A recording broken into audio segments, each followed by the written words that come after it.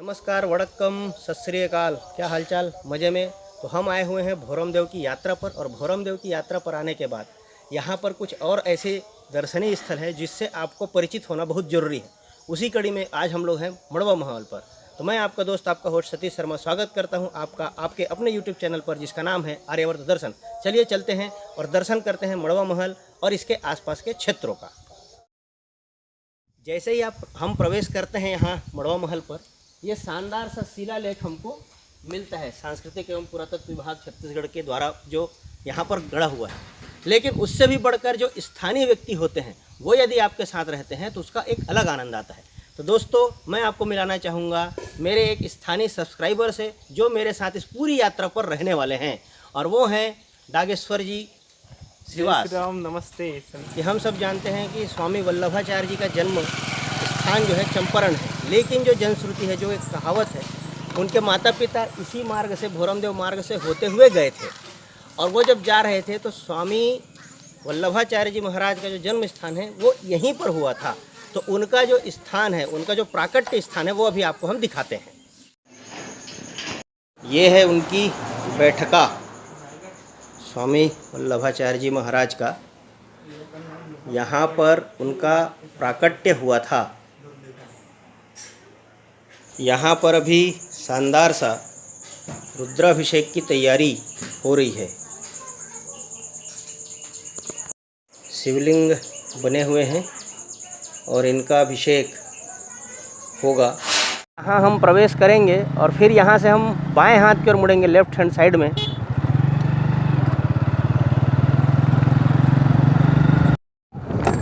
ये है दोस्तों मड़वा महल।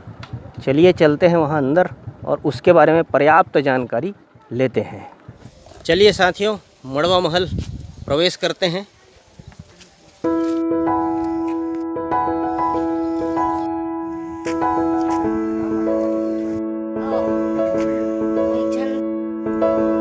ये फ्रंट साइड से अपन प्रवेश किए तब का है।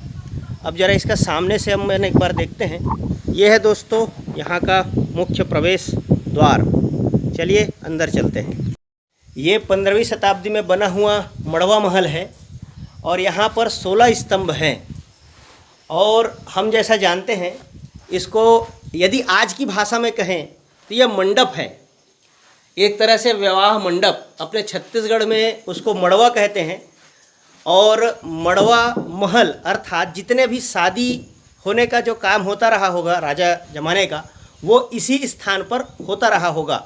इसलिए इस जगह का नाम है मड़वा महल। और मड़वा महल की और कुछ विशेषताओं को आगे हम आपको बताते हैं। यहाँ पर जो 16 खंभे हैं दोस्तों, उन 16 खंभों के बीच में 9 ऐसे यंत्र अपने को देखने को मिलते हैं। कुछ टूट गए हैं, कुछ अभी भी सुरक्षित हैं। ये देखिए, यहाँ पर के ये शानदार सा यंत्र के बीच में एक ज़ोरदार सा डिजाइन नक्काशी हुआ है।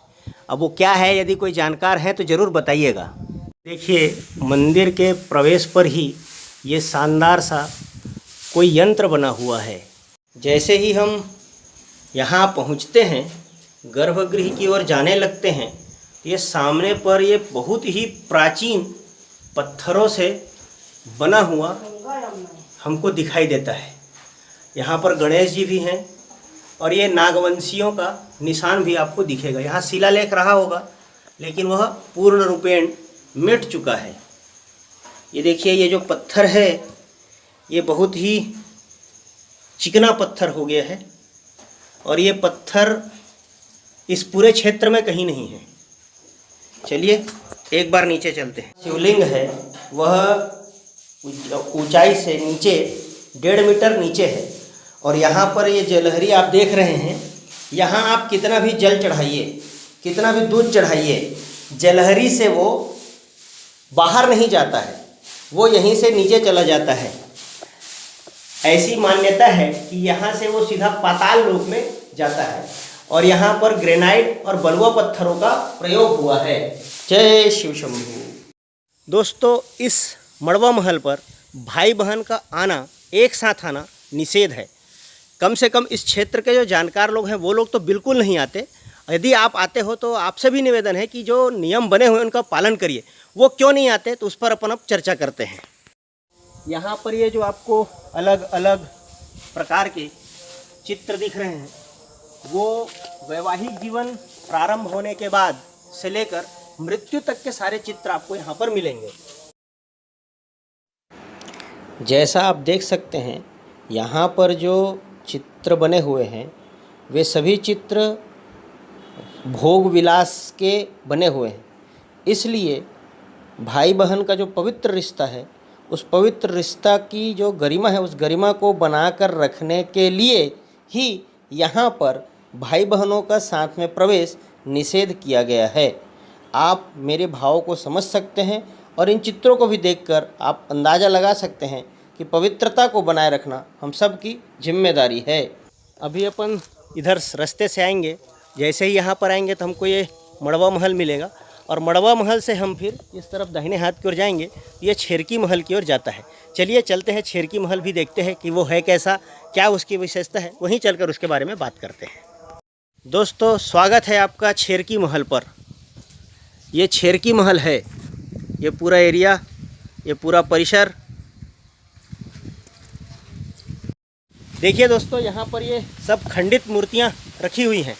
हम सब जान रहे हैं कि भारत विश्वगुरु था, भारत दुनिया का सिरमौर था। यहाँ पर की विशेषता को, यहाँ के वैभव को देखकर, यहाँ के धन धान्य को देखकर आक्रमणकारी बहुत आए, और जितने आक्रमणकारी आए उन्होंने हमारी संस्कृति को नष्ट करने का, भ्रष्ट करने का असफल प्रयास किया है। देखिए, और ये सब ऐसे खंडित मूर्तियाँ आपको भारत के अनेकानेक जगहों पर मिल जाएंगे।